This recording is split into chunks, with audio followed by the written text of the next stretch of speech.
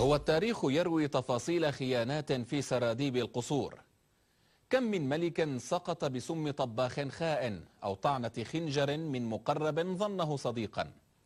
سقطت الممالك وهوت عروش بفعل دسائس خارجية ومكائد داخلية. وكم تقاتل الإخوة على كرسي أب، وكم نصب هذا أو ذاك بحد السيف حينا وبالترهيب أو الترغيب أحيانا.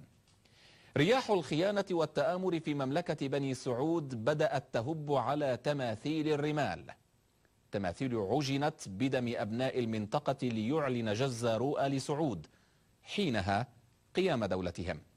واليوم يطفو عفن السلف في بلاط الخلف.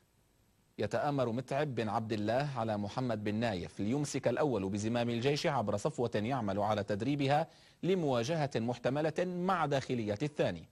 والقتال بين الإخوة الأعداء ليس على من يرفع راية العروبة أولا في سماء الوطن العربي، ولا لأجل قيادة جيوش جرارة لإنقاذ الإسلام من تشويه داعش أو من أجل تحرير القدس. الأخوة الحقيقية مع الصهاينة تمنعهم من الأخيرة. فالقتال هو على من يمسك بسكين الدم التي تعمل قتلا بأبناء العرب والعروبة من سوريا إلى فلسطين مرورا بالعراق وليبيا.